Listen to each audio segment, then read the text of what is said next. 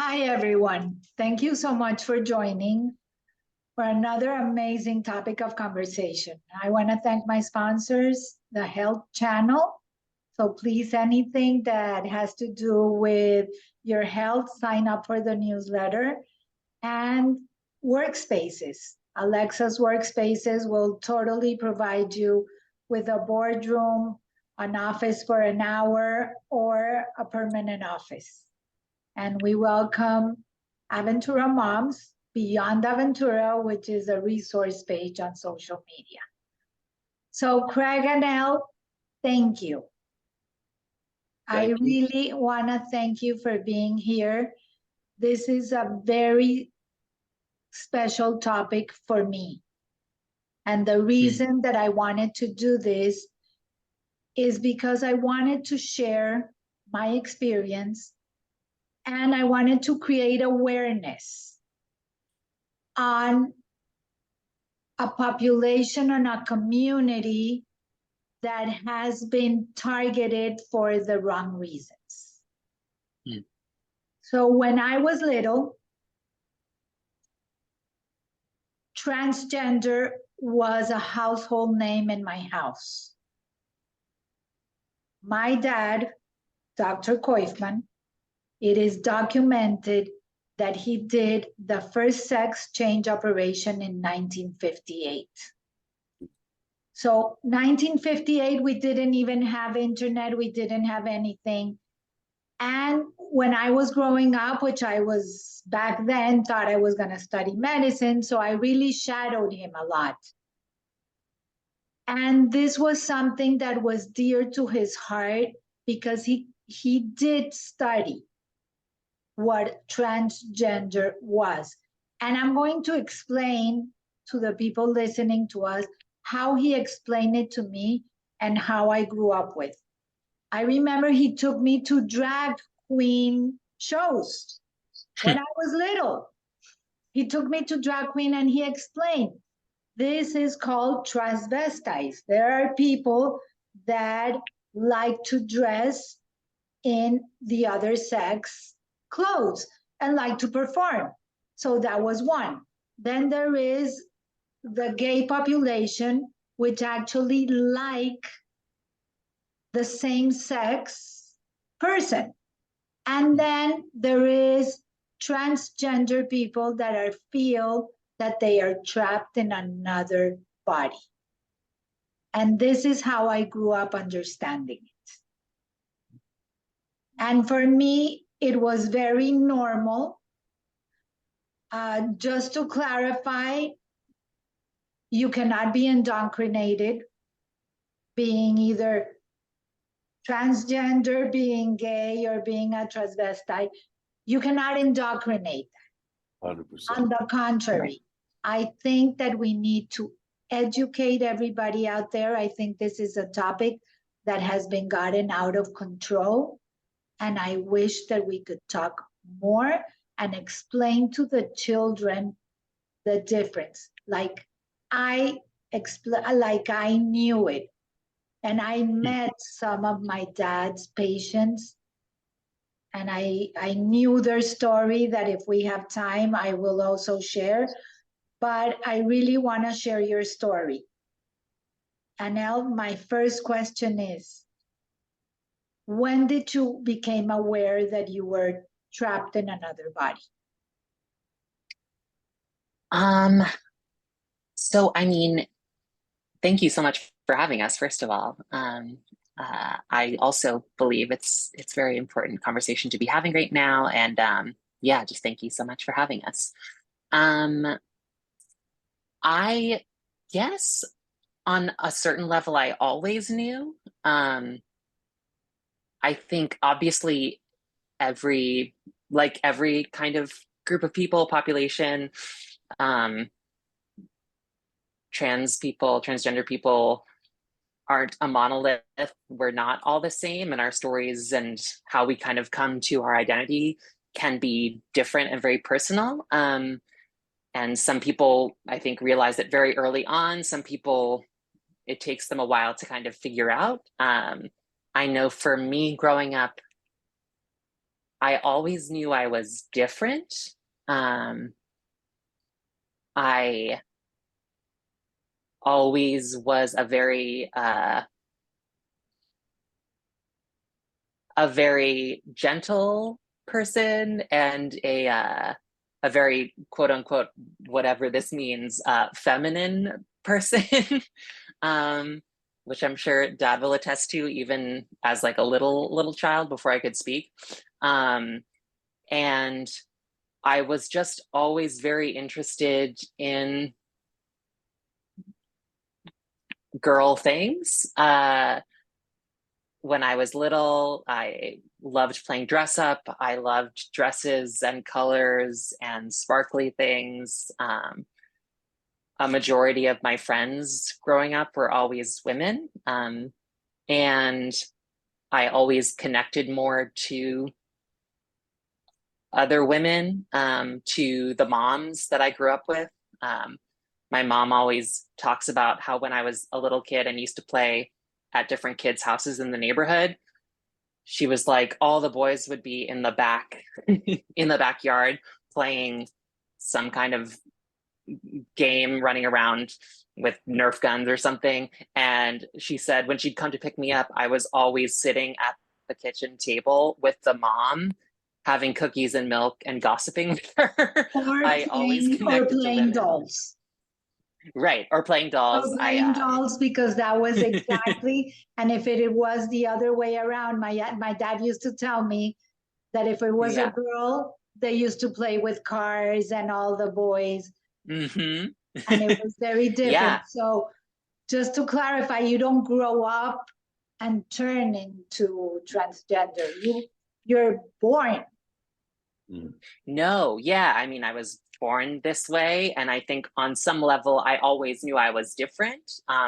But because I grew up in the 80s and 90s, I feel like now we're a lot more educated, and this is a conversation that people are having. I think right now the misinformation that's being spread is a pushback to actual progress that we've made over the last 20, 30 years, which is a great thing. And I think what we're seeing is just misinformation and pushback to that progress. But yeah, I think I didn't have a word for it because it wasn't something that was talked about when I was growing up, when I was a kid. It wasn't even an option in my mind, and there wasn't representation on TV or in media or in books. So I knew I was different, and I identified more with women. I felt more feminine. I felt like a little girl, but I didn't have the vocabulary or the language to describe that for a really long time. And then I think once I started to grow up, and I think the biggest, this happens, I think, with a lot of transgender people, not to speak for everybody, but it was when I started to go through puberty in my teen years, that was the kind of first red flag for me of, oh, my body's changing in this way that is so separate from where my brain is, where my head is. And that was a really scary, difficult time for me. And that was the first kind of indication, because I was always different as a kid, but you know, it wasn't until my body started to change biologically and I felt completely separate from what was going on physically, mentally, if that makes sense. Before you continue, Craig, from a parent's point of view, what was it like and how did you cope or deal with what was going on? Were you open with your parents? Did you share all this? That's a question for me? Sharing well, that was parents, because maybe you saw it from a different perspective. Yeah, so I think it's fair to say, first of all, I want to echo what Elle said. This is an amazing platform and a phenomenal topic to be speaking on. So I'm I'm honored and privileged that you asked us to be a part of your podcast. So I guess going back, listen, both Elle's mom and myself, we were frustrated jocks, right? You know, Elle's mom was a cheerleader and I was a football player, right? So we always imagined having a son. Oh, this is kind of exciting. We're gonna play baseball. We're gonna do basketball. But obviously none of that happened. I mean, just you know, just to kind of but we tried those things, and they really did not resonate with at the time Russell. Russell was more interested in the orange wedges that could get up on the sideline and maybe chasing butterflies out in the outfield, as opposed to, you know, following the ball. So there were indications early on, and as Elle mentioned, you know, when she used to go on play dates and those sorts of things, it was always dolls and girls and women, and the boys were kind of over here. And so, you know, that was observed. And so, you know, and my hat's off to Elle's mom, because she really introduced me to the concept of just be open and embrace and love and blah, blah, blah, blah, blah, and which I easily did, and went on the ride, right? And it's been a ride. There's been a lot of things that have happened, but in terms of the transition, I don't know, how long's it been now, Elle? 4 years that you've officially?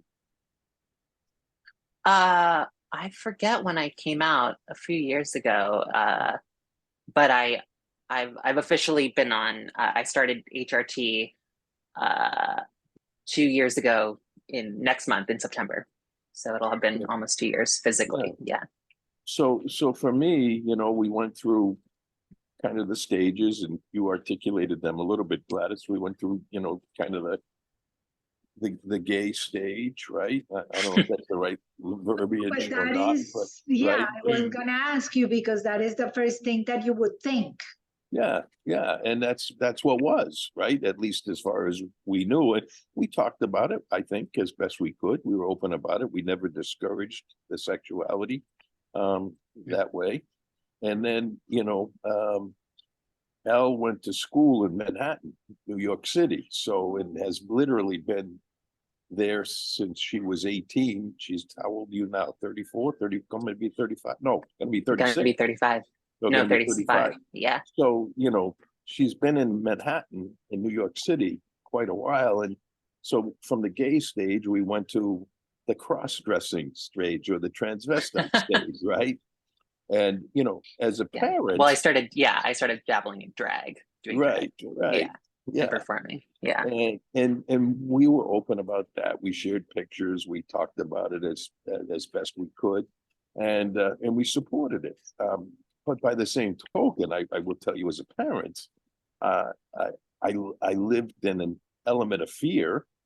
You're thinking that there is my son dressing as a woman and riding the subway in Manhattan on Saturday nights, right? I mean, that's not a, you know, you watch the news and read the stories, you go, oh my God, you know, you always wait for the phone to ring and say something, you know, bad happened. But we went to those stages, and now we're at this stage, which is not a stage, it's very real. This is not stage. This, as far as I'm concerned, this is what is. Like, and now living again. Yeah, and it's exciting. I was not surprised when we talked about it. I don't know if you remember, Elle, when we talked about it, but it was in that Mexican restaurant around the corner from your house in Brooklyn. And we had a conversation about you transitioning from, you know, just transitioning. So, and bottom line is I've never blinked. That I'm aware of, anyhow. And I've always done my best to support and be open and honest and love and learn. which is what we're doing here today.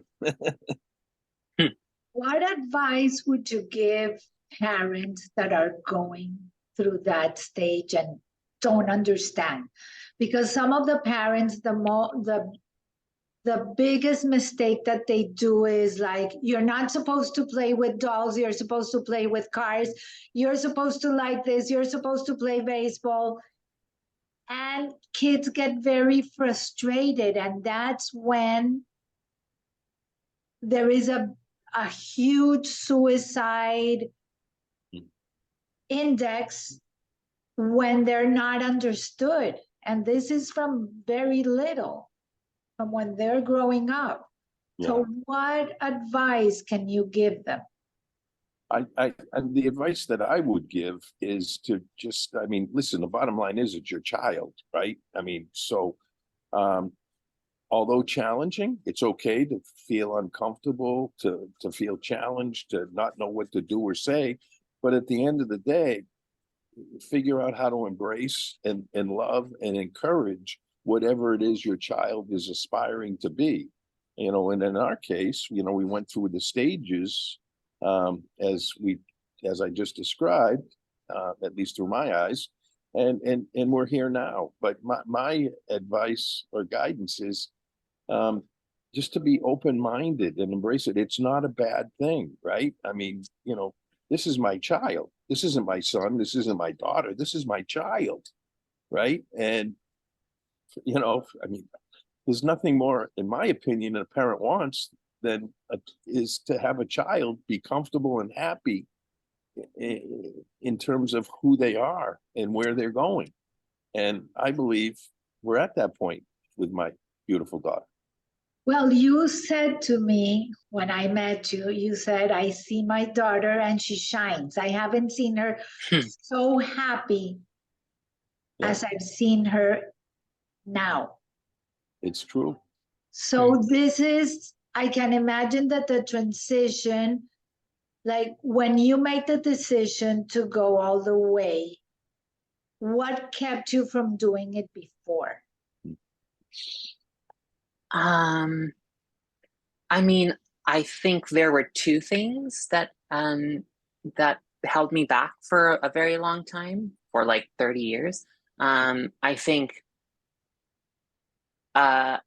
first of all, like I said, I just, it took me a long time to kind of figure it out. I had these feelings, but I didn't necessarily know what they meant, even though I think in somewhere in the back of my mind, I did know, but I just didn't have the language to talk about it. But also I think the biggest thing was just fear. And I think it's important to talk about the fear, because, and I think with what's going on now and the conversations being had now about indoctrination, about, you know, people choosing this or like deciding, it's you, as a trans person, as a trans woman, I had to make a choice to transition. I had to start choosing myself and my happiness and my truth over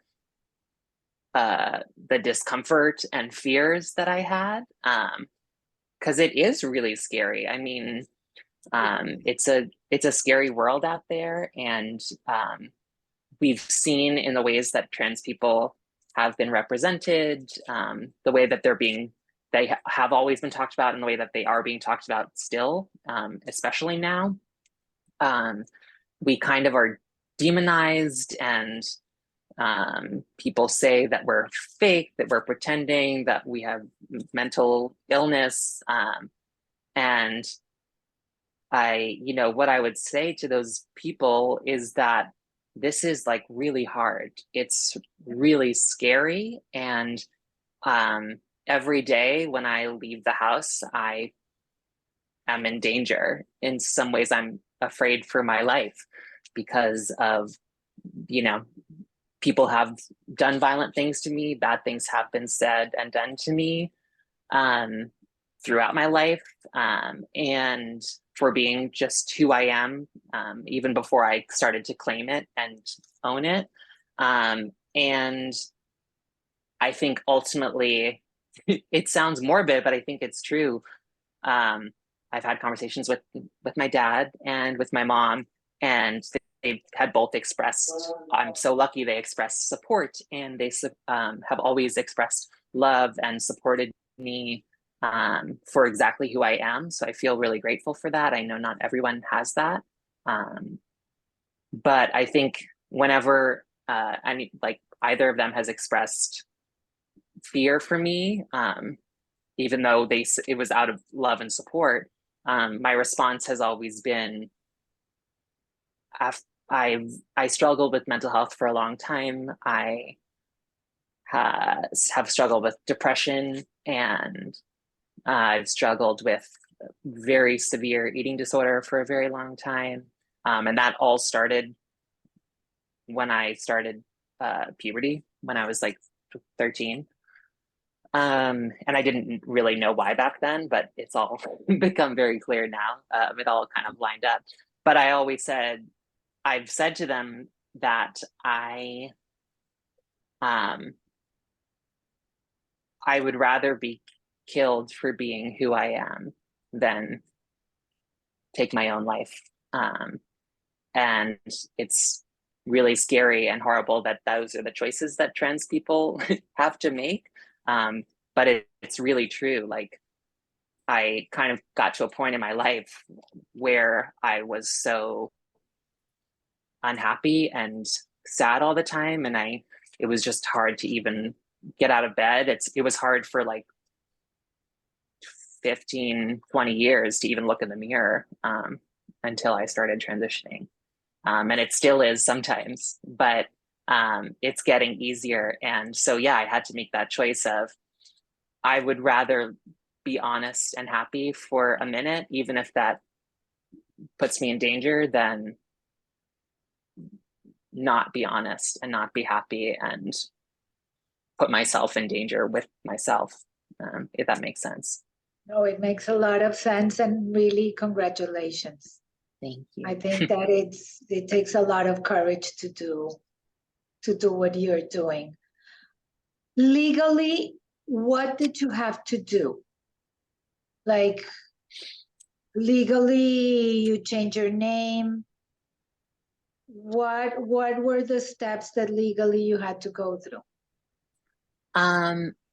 Well, I think I spent a lot of time in therapy and a lot of time working through things and figuring stuff out. And then once I was mentally in a place to accept it and come out as a trans woman and be open about it, then luckily I live in New York City, in a state and a city that is supportive. And I am very lucky to have had resources available to me. There's a wonderful place, Callan Lord, where I see a nurse practitioner and where I go for checkups, where I get my hormones from. And I had to go in there and speak to them. It was a fairly easy process, and many trans people in the city go there, and it's very supportive and affirming. So yeah, that was the first, was just going in, speaking to someone, talking about it. And luckily, there, as an adult, you can sign, they explain to you, all of what's going to happen, what the effects are, what you can hope to see, what some of the side effects or just physical things. And so once they make sure you understand all that, then you, as an adult, are allowed to sign off and start your transition physically. So that was the first part. And then, yeah, a big part was, so that was huge. That was a huge personal step to take. Yeah, and then of course the legal things of, once again, my friend works at the LGBT center in the city, and they have a lot of wonderful resources and programs for queer people. And so he got me hooked up with a program where lawyers around the city do pro bono work with this organization, and help transgender people at no cost, which was really wonderful, and should be available everywhere to everyone, because it can be a very expensive process if you don't have the resources available to you.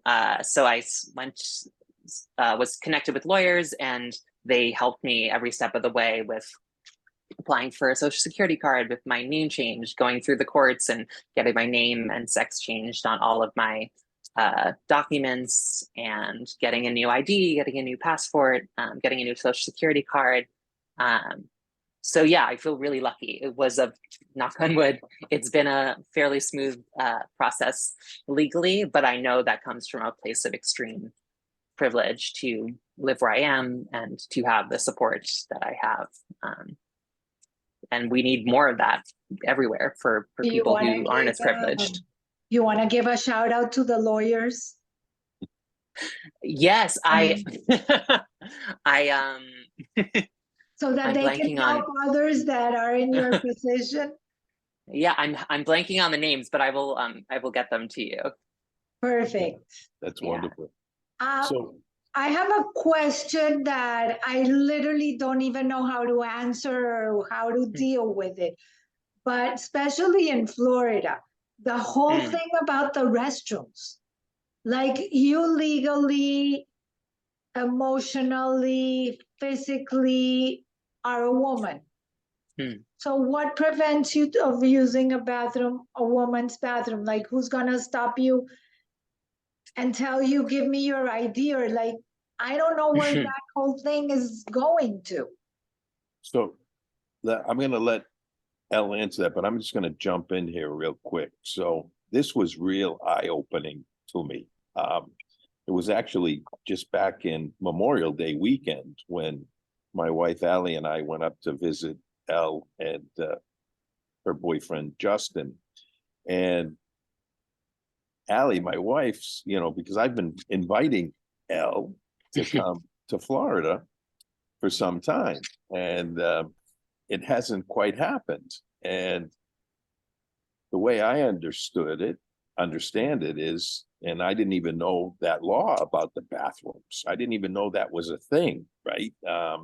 And Elle expressed that to Allie, who then we put it out on the table and talked about it openly. But that was one of the reasons were the crazy laws here in Florida, and Elle not feeling safe and somehow getting in, having legal jeopardy show up because she's trans. And it was at that moment, I mean, that was like, there's a lot of eye-opening things that comes with this process as a parent, as a trans, as a, whatever. But that was a real eye-opening moment. And for me, that's when I put a stake in the ground as a parent and now an advocate for trans, a vocal advocate for trans, and said, wait a second, this is not right. And like, for example, and the reason we're having this conversation today is because in a presentation that I gave a couple of weeks ago, which Gladys, you sat in on, I openly discussed my beautiful child and, where she was then and where she is now and how that worked. And that's what brought it to the forefront. So I'm becoming a voice. There's other LGBTQ plus organizations that I'm interfacing with and hopefully coming a part of. So, but I just want to say, to the point you bring up about the bathroom, Gladys, that was real eye-opening for me. I can't even imagine that can happen, but it can. So that's my probably 5 cents. The other part that I wanted to get it out here, that when there was wanted to put a mandate on asking all girls to show their periods, that was because of trying to control if they actually had their period or not. And there are girls that don't even get their period until I don't know when. So I don't know why all this effort, because this is something who you are and nobody needs to know. Right. Yeah. I think that's exactly it. all of these laws and the legislation that's being put forward, the legislation that has horrifyingly been passed, it is really scary, and it is a violation of people's privacy, of people's basic human rights. You know, it should be no one else's, no one else should feel that they are owed information on someone's private parts, on people's organs or bodies or anything, I think. And I think a lot of these things are connected. I think a big thing that a lot of people that aren't trans or aren't allies, haven't educated themselves, don't understand is that all oppression is connected. And so, you know, if you take away one person's bodily autonomy, one person's rights, because you don't agree with it, or because you see them as different or wrong or have a different point of view, you know, that opens the floodgates for, you know, the government or an extreme group of people, whoever it is, trying to control everyone's bodies. And we've already seen this in, you know, there have been multiple examples already of with the kind of violent and invasive language and laws being put forth by these politicians, by these extreme groups. We've seen it affecting not just trans people. Obviously, we are affected, and it does affect us. We've seen violent crimes against trans people rise. We've seen violence against all queer people rise. We've seen access to life-saving mental and physical health care that we need to stay alive. We've seen that be taken away from us. But it also affects cisgender people as well. You know, we've seen cisgender women, I believe it was in Florida, a cisgender woman that went into a bathroom and another woman, cisgender woman in the bathroom, started freaking out, trying to call the police because she was saying that this was a trans woman who was trying to use the restroom. It was a cisgender woman, but because she didn't fit into some kind of physical idea of what a woman should look like, even though she was a cisgender woman, that she, Who cares? yeah, It's like that is, yeah, it's very, and it's, yeah, but it's starting to affect everyone. And I think that's what people don't understand. When it's a small group of people, it's like, oh, we can gang up on these people. They don't have power. They don't have a voice, but it's like that affects all of us. And when you start policing some people's bodies, you start policing everybody's bodies. I feel that in that case, you're being victimized again. Not only with everything that you went through before you even know who you were. Yeah. Now it's like being attacked, bullied again, based on a decision of moving forward. No, growing up, I was bullied a lot growing up, and it's just so funny. Multiple friends of mine who are also trans have talked about this, how growing up, we were always called girls, women, effeminate. Why do you like have a girl's voice? Why do you talk like that? Why do you dress like that? And then the second we take ownership of our truth and ourselves and our bodies, now it's like, oh, you're a man, you're a boy, like all of these things. And it's like, well, what is it? Because like, I don't think you even know. You're just, you know, you're just trying to police who I am. And it doesn't matter what body parts I have. If I tell you who I am, that's who I am. I'm not lying. It's like an example of, let's say there is someone in the family that needs a kidney transplant, and you decide that one person in your immediate family is going to donate. So you need to pass through a whole process, do exams, pass through a surgery, get better, and it's a surgery between two. It's a family issue. And moving forward after you had that, it's not comparing it, but what I'm saying is that the people that go through internally. The blessing is that you had the support and the open mind of your parents, because I've known of parents, like the story that I knew very, very close was a woman that they took to my dad, and she was born to a very high-end family in Colombia, and a very Catholic. I remember my dad discussing with the church about why the operation needed to be done and the whole thing, and discussing, do you prefer that they commit suicide or that they become whoever they want to be? And I remember those conversations.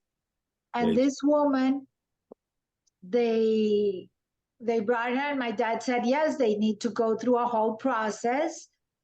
And the church, because that was their advisor, said that if they got her married, it would go away. So they married her, and she was 17 when they married her, and she got married, and of course she was not happy. She wanted out. She wanted to commit suicide. And they said, no, if she gets pregnant, it will go away. So she had a baby girl. And when she had a baby girl, you add the postpartum depression, you add all those things above, and she said, I cannot take it anymore. And the family decided that the dad was going to raise this daughter, and they told the daughter, they decided to tell everyone that she was dead because they couldn't deal with it. They didn't even want to explain it. They didn't even want to go or get educated. She didn't have the support of the family. So her daughter was going to be raised by the father and the grandparents. And she was literally thrown away of the family. She grew with I think it was an aunt, and she went through the whole process. And then she became a man. He got a very good job within the government. He got married. They adopted 2 kids. And I remember that he stayed in touch. And the whole thing continues, but this is what not having the support of your family looks like. So I am so happy that I'm talking to you. I know we can continue, but please continue talking. Thank you for everything. And I hope that with this, we can open the eyes of everyone. And this is not something that can be indoctrinated. This is something that we need to create awareness, get educated, and support those that are going through, because it's a whole family issue. And with that, thank you. Until next week, and above all, stay safe. Have a wonderful day. Thank you so much. All right.